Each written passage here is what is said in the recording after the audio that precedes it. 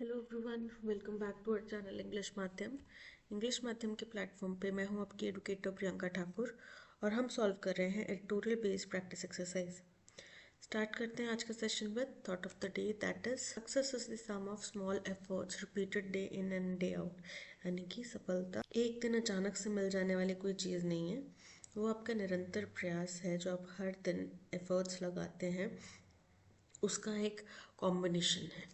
ठीक है, इसी बात को ध्यान में रख के हम स्टार्ट करते हैं reading comprehension and practice exercise for SSC CGL 2025। When the state of Israel was created in Palestine in 1948, बोल रहे हैं जब इसराइल का जो राज्य है वो पैलेस्तीन में बनाया गया था 1948 में, more than 7 lakh Palestinians, the land's original inhabitants were displaced। तो उस समय पे 7 लाख से भी ज़्यादा फ़लस्तीनी नागरिक जो हैं, जो कि इस लैंड के, इस धरती के ओरिजिनल इनहेबिटेंट्स मतलब निवासी हैं, वर डिस्प्लेस मतलब विस्थापित हो गए थे उस टाइम पे। Palestinians remembered this forced mass expulsion as the Nakba। अब पैलेस्टीनियन इस ज़बरदस्ती के, मास मतलब बड़े पैमाने पे, एक्सपल्शन मतलब देश निकाल देने को क्या कहते हैं? नकबा कहते हैं, कैटास्ट्रॉफी कहते हैं। More Palestinians were expelled during the Six-Day War in 1967। फिर उसके बाद में 1967 के दौरान में 6 दिन का युद्ध चला। उस टाइम पे और ज़्यादा फ़लस्तीनी जो हैं एक्सपेल कर दिए गए, निकाल दिए गए। सम मूव टू गाज़ा, उस समय पे कुछ फ़लस्तीनी गाज़ा चले गए, अदर्स टू वेस्ट बैंक, दूसरे वेस्ट बैंक की तरफ चले गए। While the majority fled to other countries, और ज़्यादातर जो थे फ्लेड टू मतलब भाग गए, दूसरे देशों में भाग गए। Where they and their descendants are refugees, जहाँ पे वो लोग और उनके डिसेंडेंट्स यानी कि वंशज वो रिफ्यूजीज हैं। इन सक्सेसिव पीस टॉक्स, अब जो एक के बाद एक के बाद एक पीस टॉक्स हो रही है, सीक्वेंस है पीस टॉक्स का। Israel has outrightly rejected, Israel ने स्पष्ट रूप से रिजेक्ट कर दिया है, मना कर दिया है, their right to return to their homes, उनका जो अधिकार है घर वापसी का, उसको उनने सीधे तौर पे मना कर दिया है कि ये कोई उनका फंडामेंटल राइट नहीं है, ये उनका कोई कानूनी अधिकार या जो मूलभूत अधिकार है वो नहीं है।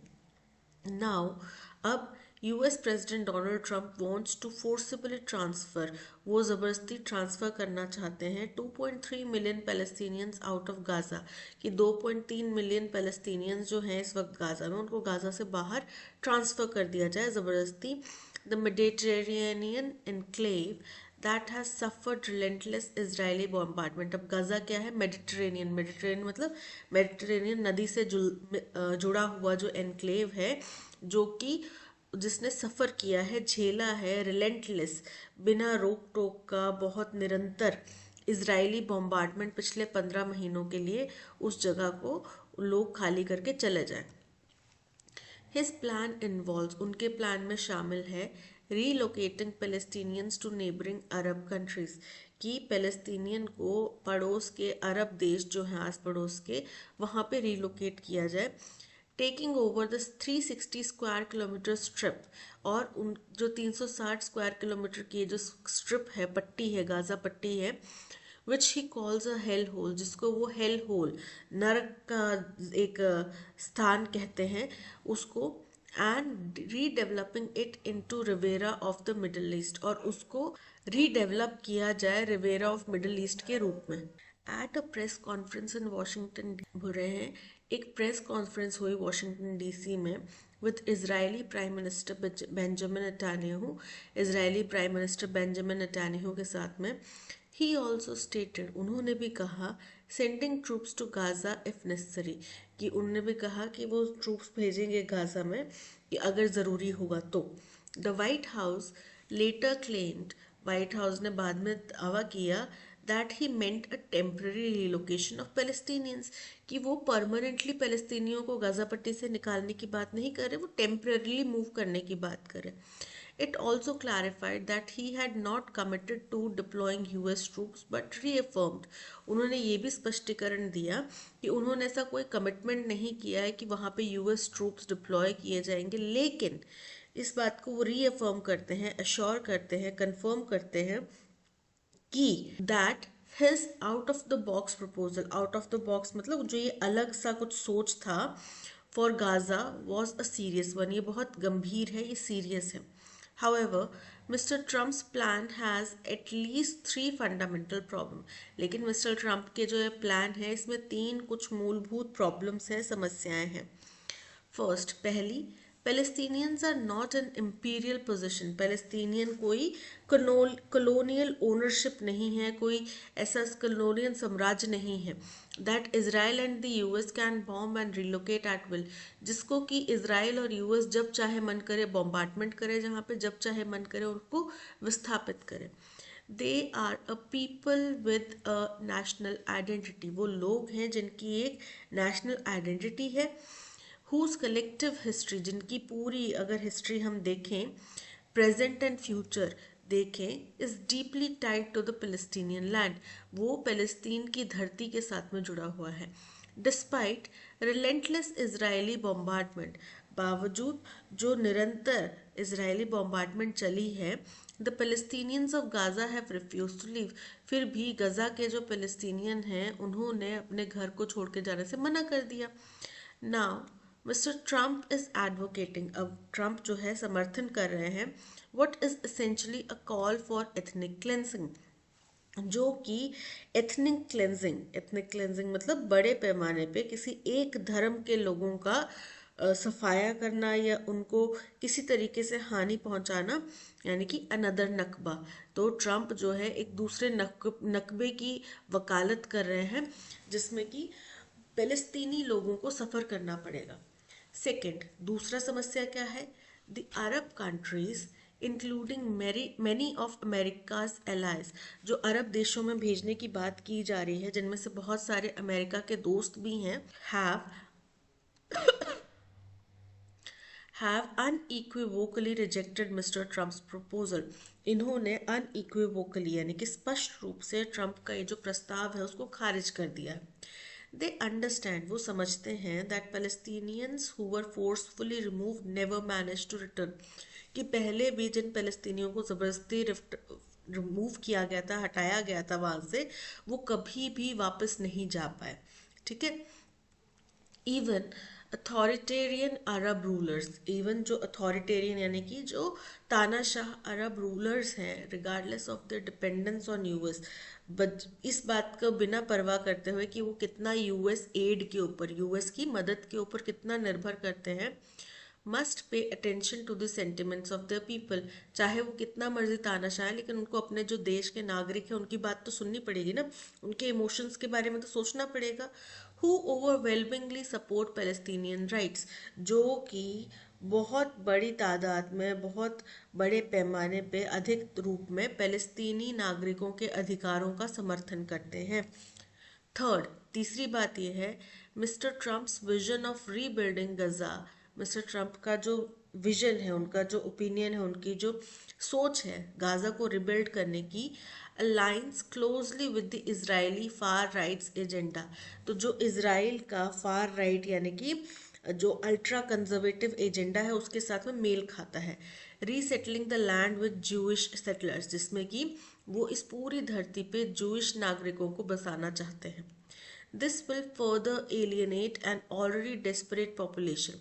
तो अब ये क्या कर देगा, ऑलरेडी जो ये पॉपुलेशन इतनी निराश हो चुकी है ये उसको और अलग थलग कर देगा. And plant yet another time bomb in the West Asia, और ये वेस्ट एशिया में एक और टाइम बॉम्ब प्लांट कर देगा जो कि आज नहीं पर फ्यूचर में कभी फट सकता है. ठीक है. Mister Trump must abandon his calls for the ethnic cleansing. तो मिस्टर ट्रम्प जो अपनी आवाहन कर रहे हैं एथनिक क्लेंजिंग का, उसको उनको बंद करना चाहिए. एंड इंस्टेड, बजाय इसके, यूज अमेरिकाज इन्फ्लुएंस, उनको अमेरिका का जो इन्फ्लुएंस है, उसका जो प्रभाव है, उसका इस्तेमाल करना चाहिए to ensure a successful cease fire in Gaza, कि गजा में एक सफल रूप से सीज फायर हो सके, इसको सुनिश्चित करने के लिए. The US should be working toward a lasting, US को कार्य करना चाहिए एक लास्टिंग यानी कि लंबे समय तक चलने वाला, स्थायी रहने वाला, जस्ट मतलब कि यहाँ पे फेयर की बात हो रही है, जस्ट मतलब ओनली की बात नहीं है, जस्ट मतलब है फेयर सोल्यूशन. ठीक है।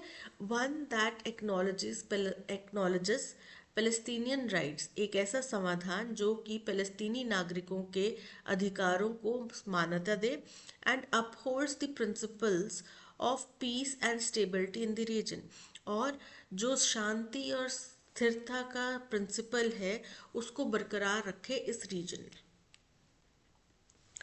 तो ये था पैसेज। आई होप आपको समझ में आया होगा। बेसिकली अभी जो सीज फायर हुआ है इसराइल और गजा, इसराइल और हमास के बीच में, उसके बाद जो बातचीत चल रही है, तो Trump being a far conservative person, उन्होंने वकालत कर दी है एक और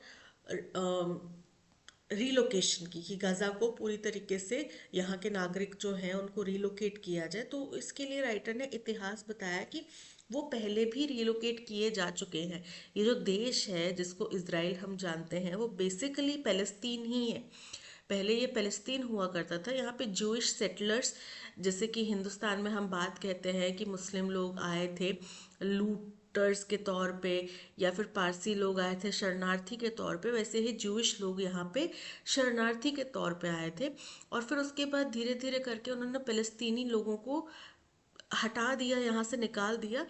तो वो जो पहली दफ़ा ये घटना हुई थी उसको नकबा कहा जाता है। फ़लस्तीनी नागरिक उसको नकबा कहते हैं, जिस टाइम पे 7 लाख से भी ज़्यादा लोगों को विस्थापित कर दिया गया था।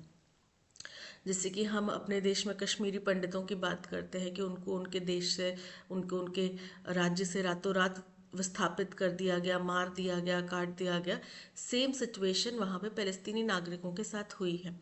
उसके बाद में भी वो एक छोटी सी जगह में जो बाकी बच गए लोग, फिर दोबारा फिर से ऐसा ही कुछ हुआ। तो फिर जो बच्चे कुछ लोग थे वो गाज़ा पट्टी में जाके या वेस्ट बैंक में जाके सेटल हो गए। अब धीरे धीरे करके वहाँ पे उन्हें सेटलमेंट बनाया।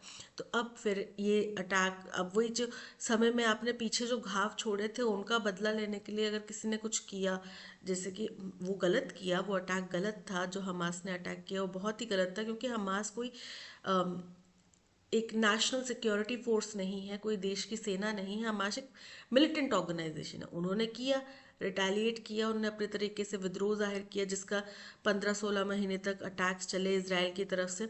तो फ़लस्तीनी नागरिकों को बहुत नुकसान हुआ।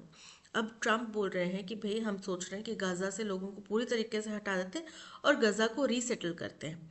तो जो रीसेटल करने की बात आ रही है उस पर राइटर का ये समझना है कि यहाँ पे फिर ज्यूइश लोगों को ही रीसेटल किया जाएगा, जो कि इसराइल का मेन उद्देश्य भी है। वो चाहता भी यही है। वो गज़ा पट्टी पे अटैक भी इसीलिए कर रहा है कि उसके जो बॉर्डर्स हैं वो सिक्योर हो जाएं, फ़लस्तीनी नागरिक यहाँ से पूरी तरीके से चले जाएं। तो जो बात ट्रम्प ने भी कह दी। अब जाहिर सी बात है कि पीस टॉक्स हमास और इसराइल के बीच में हो रहे हैं, तो हमास तो इस चीज़ को अग्री करेगा नहीं। उनके नागरिकों की बात है तो वो तो उस चीज़ को अग्री करेगा नहीं, क्योंकि वो एज अ उनके रिप्रेजेंटेटिव ही वहाँ पे जा रहे हैं ना बातचीत करने के लिए, तो वो इस चीज़ को अग्री करेगा नहीं। तो बोल रहे हैं कि जो ट्रम्प का आइडिया है कि भाई आप एक देश के नागरिकों को जो ऑलरेडी बहुत सारा तबाही झेल चुके हैं, बहुत सारी परेशानियां और विस्थापन झेल चुके हैं, उनको आप बोल रहे हैं कि यहाँ से कहीं और भेज दिया जाए। और जाहिर ज़रूरी नहीं है कि दूसरे देश जहाँ पे भेजने की बात की जाए वो लोग भी उनको एक्सेप्ट करें, ठीक है। तो वो लोग भी एक्सेप्ट नहीं करेंगे। उसके बाद में उन लोगों को भी डर रहेगा कि ये लोग वापस जाएंगे नहीं जाएंगे, हमारे देश में ना सेटल हो जाए, है ना। हर एक देश के रिसोर्सेज लिमिटेड हैं, और पॉपुलेशन जिस हिसाब से बढ़ रही है और फर्दर पॉपुलेशन के आने से रिसोर्सेज अनलिमिटेड नहीं हो जाएंगे। जो संसाधन है वो लिमिटेड ही है, तो उनको इक्वली डिस्ट्रीब्यूट करना बहुत मुश्किल हो जाएगा, ठीक है। तो बहुत सारी यहाँ पे समस्याएं हैं, और ट्रम्प का ये जो सोच है और जो उनका ये ओपिनियन है वो काफ़ी गलत है, जिसका उनके सरकार की तरफ से भी थोड़ा सा खंडन किया गया, पूरी तरीके से नहीं पर थोड़ा सा खंडन किया गया उनके ऑफिस की तरफ से। जो देखते हैं कि अब फर्दर ये किस तरफ लेके जाएगा। What is the tone of the passage? तो जाहिर सी बात है कि राइटर जो है इससे बिल्कुल भी ताल्लुक नहीं रखते, वो बिल्कुल भी इस चीज़ को एक्सेप्ट नहीं कर रहे, ठीक है। तो वो इसके क्या है, फर्स्ट है क्रिटिकल एंड कंडेमनेटरी, बिल्कुल करेक्ट है। वो इसकी निंदा करते हैं, क्रिटिसाइज करते हैं इसको, क्योंकि वो एथनिक क्लेंजिंग जिसको कि नकबा कहा जा रहा है इसको उसके साथ में कंपेयर करते हैं। जो अभी ट्रम्प ने बात करी है विस्थापन की फ़लस्तीनी लोगों की, तो उसको वो एथनिक क्लेंजिंग या नकबा के साथ में कंपेयर कर रहे हैं, जो कि हिस्ट्री में एक ब्लैक मार्क की तरह है, करेक्ट नहीं था। वो जो हुआ उस टाइम पे वो भी करेक्ट नहीं था, और अब अगर ये दोबारा करने की बात की जाएगी तो वो भी करेक्ट नहीं होगा। ठीक है, तो ये राइटर का मानना है। ऑप्टिमिस्टिक एंड एनकरेजिंग, आप एक देश की पॉपुलेशन को निकाल के कहीं और विस्थापित, उनको कहीं और पे शरणार्थी के तौर पे रहने के लिए कह रहे हैं, है ना, और इस पे आपका ये प्लान पूरा है नहीं कि उनको वापस कब लाया जाएगा नहीं लाया जाएगा, उनको कहीं और जगह मिलेगी नहीं मिलेगी, तो इसमें ऑप्टिमिज्म तो कुछ है नहीं, प्रोत्साहन करने वाला तो कुछ है नहीं, और राइटर तो क्लियरली इसके अगेंस्ट है, तो इनकरेक्ट हो जाता है। न्यूट्रल एंड ऑब्जेक्टिव, तो ये न्यूट्रल नहीं है, क्योंकि यहाँ पे राइटर की बायसनेस जो है वो दिख रही है, पैलेस्तीनी नागरिकों के साथ में गलत हुआ है, इस चीज़ को राइटर एक्सेप्ट करते हैं, और ट्रंप का ये जो फैसला है वो गलत है, इस चीज़ को भी वो एक्सेप्ट करते हैं।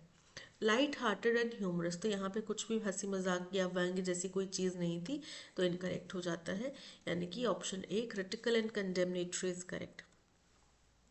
Which of the following can be inferred from the passage regarding Donald Trump's proposal on Gaza? Donald Trump का जो प्रपोजल है गजा के लिए, उसको बारे में हम पैसेज से क्या समझ सकते हैं? तो वो यहाँ पे कुछ बदलाव लाने की बात कर रहे हैं, है ना। The plan suggest a forced demographic change in Gaza, बिल्कुल करेक्ट है, यहाँ पे फोर्सफुली लोगों को विस्थापित करने की बात की जा रही है, option A is one is correct.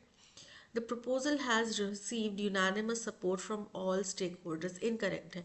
Jin Arab countries में भेजने की बात की जा रही है उन अरब कंट्रीज ने इसको डिनाई कर दिया है। ठीक है, अब फ़लस्तीनी नागरिक भी मुस्लिम्स ही हैं, अब जैसे मुस्लिम में शिया सुन्नी होता है तो वो सब ब्रांचेस अलग अलग हैं, बट स्टिल हैं वो मुस्लिम कम्युनिटी से ही आते बिलोंग करते हैं। अरब देशों में भी मुस्लिम कम्युनिटीज़ ही रहती हैं, तो वो लोग उनके साथ में काफ़ी इस बात को ताल्लुक़ रखते हैं कि भाई हमारे भाई बंधुओं के साथ में गलत हो रहा है, डिस्पाइट द फैक्ट कि वो कौन सी कम्युनिटी से आते हैं, शिया से आते हैं सुन्नी से आते हैं, उसके बावजूद वो इस बात को समझते हैं कि ये गलत हो रहा है।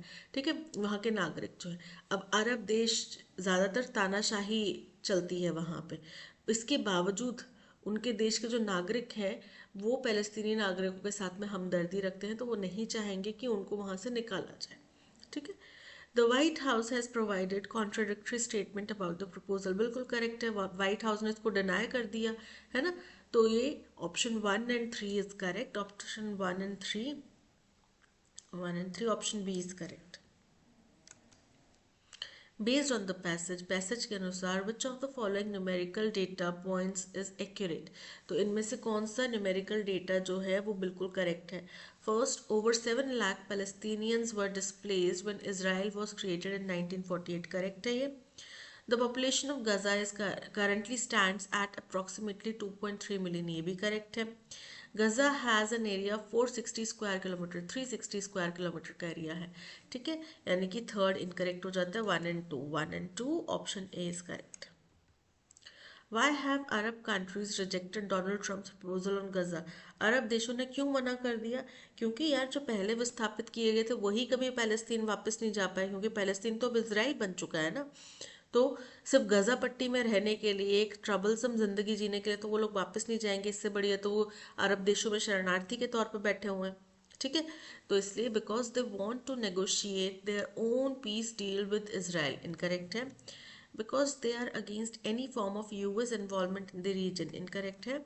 Because they support Trump's plan but have concerns about its implementation, incorrect है।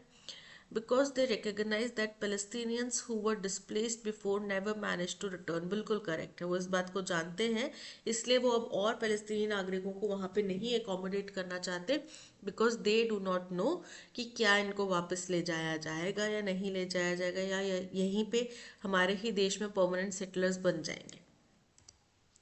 What is the primary reason the author argues that Trump's vision for rebuilding Gaza is problematic? क्यों ऑथर को लगता है कि जो ट्रम्प का ओपिनियन है गजा को रिबिल्ड करने का वो समस्या वाला है, वो सही नहीं है? क्योंकि उनको लगता है कि ये जो इसराइल का जो एजेंडा है फार राइट, कि भाई हमारा ही देश होना चाहिए, हमारा ही राज होना चाहिए, हम सुप्रीम हैं, उसके साथ मेल खाता है। It aligns with the Israeli far right's agenda of resettling the land with Jewish settlers, बिल्कुल करेक्ट है, ऑप्शन ए इज करेक्ट। हमें जो स्टेटमेंट है उसको पैसिव वॉइस में कन्वर्ट करना है। ठीक है, तो जब हम पैसिव वॉइस में कन्वर्ट करते हैं तो ऑब्जेक्ट, ऑक्सिलरी वर्ब, उसके बाद में जो स्टेटमेंट है वो किस फॉर्म में है, कौन से टेंस में है, बाय आ जाएगा और फिर subject. The teenager delivered the speech past form में है। ठीक है, टास्क कंप्लीट हो चुका है पास्ट में, तो क्या हो जाएगा, ये हमारा क्या है, सब्जेक्ट है, वर्ब है, ऑब्जेक्ट है। ऑब्जेक्ट पहले, द स्पीच, अब क्योंकि पास्ट में है तो ऑक्सिलरी वर्ब आएगा, ऑक्सिलरी वर्ब यहाँ पे क्या बन जाएगा, was. The speech was delivered by the teenager. ठीक है, the speech was being delivered, अभी दी नहीं जा रही थी, was delivered by the teenager, option B is correct. Two of the world's best forwards has played alongside David Beckham. David Beckham के साथ में वर्ल्ड के बेस्ट फॉरवर्ड प्लेयर्स, अब ऐसा होता है, हॉकी हो गया, फुटबॉल हो गया, ये गेम्स ऐसे होते हैं, इसमें पोजीशंस होती हैं, कोई डिफेंडर के तौर पे खेल रहा होता है, कोई अटैकर के तौर पे खेल रहा होता है, कोई मिडल में खेल रहा होता है, कोई फ्रंट में खेल रहा होता है। तो वैसे ही दुनिया के जो दो सबसे बेस्ट फॉरवर्ड प्लेयर्स हैं उन्होंने डेविड बेकम के साथ में खेला हुआ है। अब टू जो है वो बता रहा है प्लूरल, हैज़ जो है वो डिफाइन करता है सिंगुलर को, यहाँ पे क्या आना चाहिए, have played alongside David become, has की बजाय हैव होना चाहिए, ऑप्शन सी में एरर है।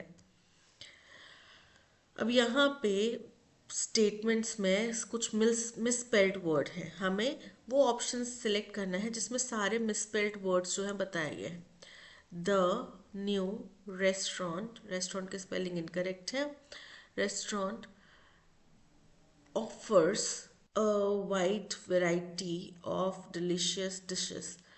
I can't believe की spelling incorrect है. He made such a silly mistake in his presentation. The teacher asked the students to complete the assignment. Assignment की spelling incorrect है, by Friday. She felt utterly embarrassed, embarrassed की spelling incorrect है, by her colleagues comments. तो क्या क्या होना चाहिए, restaurant believe assignment embarrassed, restaurant silly assignment colleague, incorrect है, सिली और कॉलीग नहीं आएगा, restaurant believe assignment embarrassed, option B is correct. I have booked an apartment in the new residential colony. Again passive voice में convert करना है तो book क्या किया गया है, अपार्टमेंट किया गया है, किसके द्वारा किया गया, मेरे द्वारा, आई। तो आई क्या हो गया, हमारा सब्जेक्ट हो गया, हैव बुक जो है वो बताता है टास्क कंप्लीट हो चुका है, एन अपार्टमेंट ऑब्जेक्ट है, तो एन अपार्टमेंट, अब क्योंकि अपार्टमेंट है सिंगुलर आ जाएगा, has been booked by me in the new residential colony. An apartment had been booked, had been नहीं आएगा, an apartment is नहीं आएगा, apartment has been booked by me in the new residential colony, option C is correct. The rowing instructor commanded them to dash in a dash. अब रो करना मतलब चप्पू चलाना, जब बोट रेस वगैरह होती है तो उसमें एक इंस्ट्रक्टर होता है ना, और वो उस जो सारे एक ही सिंक में जो बोट का चप्पू है वो चलाते हैं, ठीक है, तो उसको रो करना बोलते हैं। तो यहाँ पे रोइंग इंस्ट्रक्टर जो है उसने कमांड किया होगा उनको रो करने के लिए। अब देखो कमांड किया है कुछ करने के लिए, तो यहाँ पे एक्शन हो रहा है, commanded them to dash, action यानी कि वर्ब आएगा, ठीक है, वर्ब वाला रो आ रहा है यहाँ पे, ए आएगा, और इन अ रो, एक सीक्वेंस में, सीरीज में, श्रृंखला में, ये जो रो है ये होता है मछली के अंडे। तो यहाँ पे मछली के अंडे से तो बात नहीं कि मछली के अंडों के अंदर उनको रो करना है, नहीं ना, यहाँ पे है रो यानी कि एक सीरीज में, एक सीक्वेंस में। सो सी, ए और C, A C, option C is correct. My mother said that every relationship must have some amount of dash. मेरी माँ का ये कहना था, मेरी माँ ने कहा कि हर एक रिलेशनशिप में कुछ तरीके का डैश होना चाहिए, फ्लेक्सिबिलिटी, हम समझ गए कि यहाँ पे फ्लेक्सिबिलिटी की बात की जा रही है, तो स्पेलिंग क्या होता है, FLEXIBILITY। ठीक है, flexibility, option B is correct. These are responsible, these यानी कि ये यानी कि कौन, क्लैरिटी नहीं है, ए फर्स्ट स्टेटमेंट नहीं होगा, ऑप्शन बी एलिमिनेट हो गया। ये जिम्मेदार होते हैं for producing the major fuel used across the globe, ये जिम्मेदार है दुनिया भर में जितना भी फ्यूल प्रोड्यूस किया जा रहा है उसका बहुत बड़ा हिस्सा यहाँ से उत्पन्न होता है। ठीक है, द कंट्री, वो कंट्री जिसकी बात हम पहले कर चुके हैं, द बताता है कि the country has already been mentioned. ठीक है, इस कंट्री का जिक्र ऑलरेडी हो चुका है, यानी कि बी भी हमारा फर्स्ट स्टेटमेंट नहीं होगा, ऑप्शन डी एलिमिनेट हो गया। Has 100 major oil and gas fields, इस देश में 100 से भी ज़्यादा बड़े बड़े ऑयल और गैस फील्ड्स हैं। The economy of Saudi Arabia is based on petroleum, हम समझ गए द कंट्री कौन सी कंट्री है, सऊदी अरेबिया है, कि जो सऊदी अरेबिया देश है उसकी जो इकोनॉमी है वो पेट्रोलियम के ऊपर निर्भर करती है। ठीक है, तो सी हमारा फर्स्ट स्टेटमेंट होगा जो कि ऑप्शन सी में आ रहा है, option C is correct. Answer मिल गया। हम फिर भी आगे देखते हैं। The chief oil field is Ghawar field having an estimated 70 billion reserve resource, तो सबसे बड़ी या सबसे मुख्य ऑयल फील्ड है वो घावर फील्ड है, जो उसमें कि अनुमानतन 70 बिलियन रिजर्व रिसोर्सेज हैं। ठीक है, तो ये 70 मिलियन की बात की जा रही है, यानी कि ये हमारा लास्ट स्टेटमेंट होगा। क्यों? क्योंकि यहाँ पे 100 मेजर ऑयल और गैस फील्ड्स की बात की गई जो कि जिम्मेदार हैं सबसे ज़्यादा ऑयल प्रोड्यूस करने के लिए दुनिया भर में, और किस देश में, सऊदी अरेबिया में। यानी कि सी के बाद में बी, बी के बाद में ए के बाद में D, C B A D, option C is correct. Material, material का मतलब होता है भौतिक। ठीक है, जो जिसको आप छू सकते हैं। एंटोनिम क्या हो जाएगा, फर्स्ट है टेम्पररी, टेम्पररी मतलब थोड़े समय का, अस्थाई। चीप, सस्ता। कॉन्क्रीट, कॉन्क्रीट मतलब ठोस मजबूत। एब्स्ट्रैक्ट, एब्स्ट्रैक्ट मतलब जो फिजिकल नहीं है, जो आइडियल है या फिर आपके विचारों में है बट फिजिकल नहीं है। तो मटेरियल तो हो गया फिजिकल, तो एब्स्ट्रैक्ट क्या हो गया, इसका एंटोनिम हो गया, option D is correct. At a low ebb, ebb क्या होता है, ebb basically high tide low tide होती है ना, तो वो टाइड का समय जिस टाइम पे पानी समुद्र में, ओशन में पीछे हट जाता है ना, उसको बोलते हैं एब। ठीक है, तो एट लो एब मतलब कि कमी की स्थिति में। In an unemployed mode, unemployed mode तो नहीं होगा। इन अ क्रिटिकल, गंभीर मोमेंट में, इनकरेक्ट है। इन अ डिप्रेस्ड और वीक स्टेट, ओशन का पानी पीछे हट गया है तो डिप्रेस हो गया है, ठीक है, कंप्रेस हो गया, तो यानी कि option C is correct. Brittle, brittle मतलब नाजुक, जो टूट सकता है। सिनोनिम बताना है, फ्रैजल, फ्रैजल मतलब भी नाजुक जो टूट सकता है। फ्यूटिव, फ्यूटिव मतलब गुप्त। फेटल मतलब घातक। फिकल, फिकल मतलब अस्थिर, तो यहाँ पे option A fragile is correct. Cherish, cherish मतलब किसी चीज को बहुत देखभाल करना, प्यार से संभालना, सहेजना। सिनोनिम क्या हो जाएगा, एफ्लिक्ट, एफ्लिक्ट का मतलब होता है पीड़ा देना। नर्चर मतलब पोषित करना, जैसे माता पिता अपने बच्चों को नर्चर करते हैं, प्यार से प्रेम पूर्वक सहेजते हैं। So option B is correct. Breach, breach मतलब किसी चीज का उल्लंघन। नेग्लेक्ट मतलब नजरअंदाज, so option B is correct. Off and on, off and on का मतलब होता है बीच बीच में, कभी कभार। ठीक है, तो रिमाइंड याद करना, नो समथिंग thoroughly किसी चीज को पूरा अच्छे से समझना। नो, नाउ एंड देन यानी कि कभी कभार, so option C is correct. Adequate, adequate मतलब पर्याप्त मात्रा में, जितना आपको चाहिए उतना। सिनोनिम क्या हो जाएगा, सफिशिएंट, पर्याप्त मात्रा में। हिडन छुपा हुआ। इवेल्युएट किसी चीज का आंकलन करना, मूल्यांकन करना। रिकनसाइल यानी कि दोबारा से सुलह कर लेना, तो यहाँ पे option A sufficient is correct. Sanath has just arrived in Mysore on transfer. He requests his friend Raghu to help him find an appropriate location. तो सनत अभी अभी मैसूर में आया है ट्रांसफ़र की वजह से। उसने अपने दोस्त रघु को बोला कि उसको एक अच्छा अप्रोप्रिएट लोकेशन, अब लोकेशन किस लिए चाहिए, उसको रहने के लिए चाहिए ना, तो एन एलोकेशन रिकमेंडेशन नहीं, अ रेंटेड अकोमोडेशन, उसको रहने के लिए घर चाहिए जो कि रेंटेड हो, ठीक है, परमानेंट तो खरीद नहीं रहा वो वहाँ पे, so option B is correct.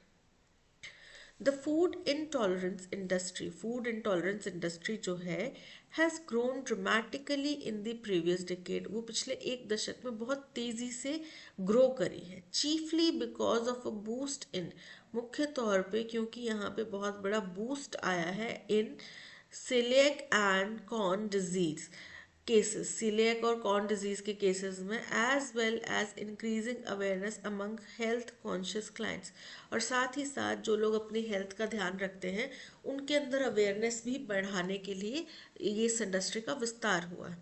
अब chiefly because of a boost in को हमें सब्सटीट्यूट करना है, pretty much entirely because of a boil down incorrect है, contextually because of a spark, contextually मतलब कि सब लोगों का यहाँ पे जो भी इससे कनेक्शन है, कंटेक्स्ट मतलब कि जिसके संबंध में, तो उसका जो कनेक्शन है इस बढ़ोतरी या इस स्पार्क के पीछे, तो यहाँ पे स्पार्क के पीछे की बढ़ोतरी के बारे में बात या कनेक्शन के बारे में बात नहीं करें, यहाँ पे किस तरीके से किस वृद्धि की वजह से हुआ है, owing primarily to a rise, इसका मतलब है क्योंकि यहाँ पे किस चीज़ की वृद्धि हुई है उस वजह से, तो कारण क्या बताया गया कि यहाँ पे राइज हुआ है सेलिएक और कॉर्न डिजीज में, इस वजह से इस इंडस्ट्री में विस्तार हुआ है, so option C is correct.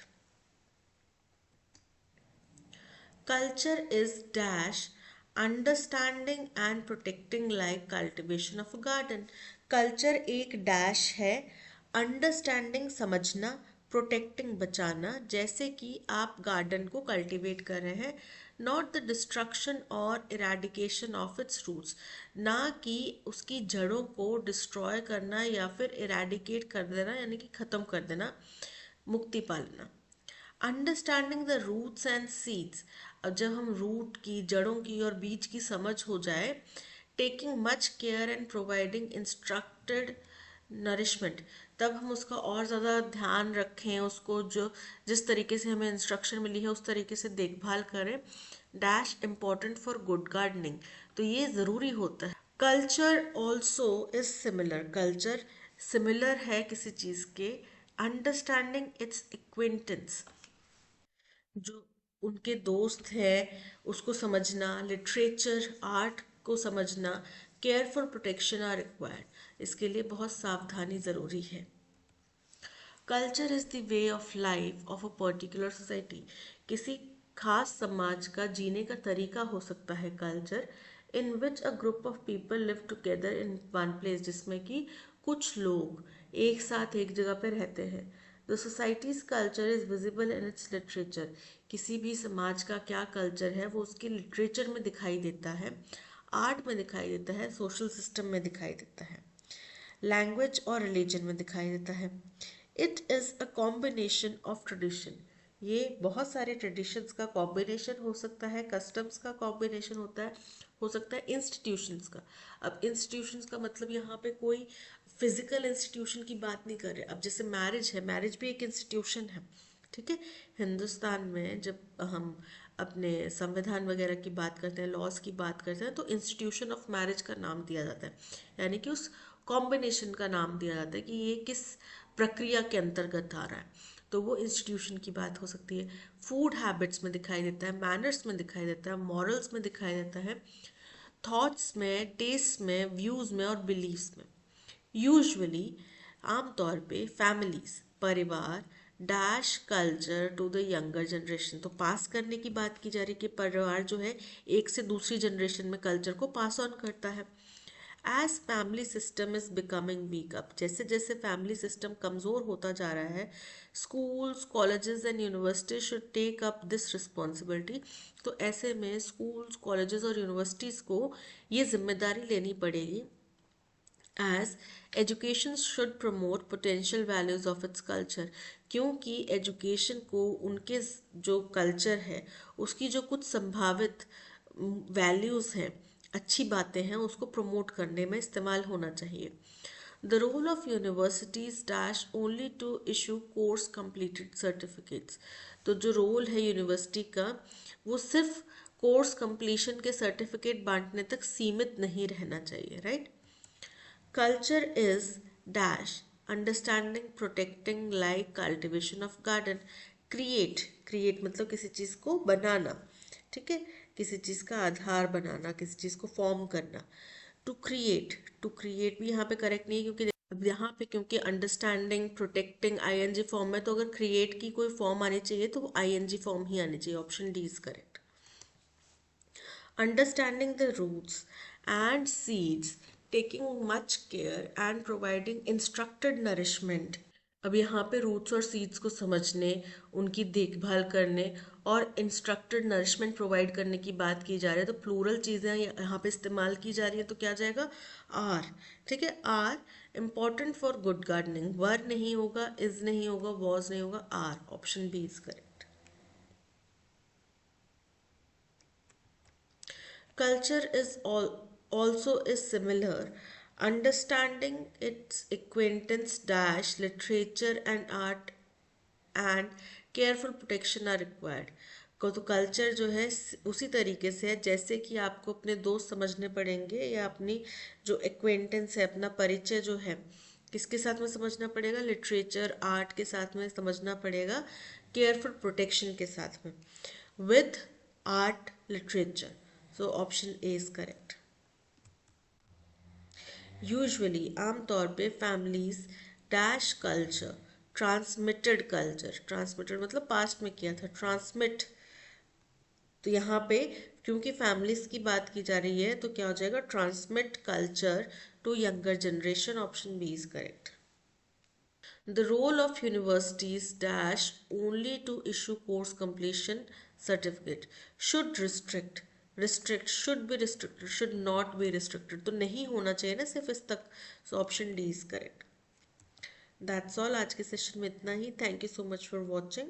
अगर आपको कंटेंट पसंद आया हो तो लाइक शेयर और सब्सक्राइब ज़रूर कीजिएगा। मिलते हैं नेक्स्ट सेशन में। Till then keep learning and keep practising. Bye bye.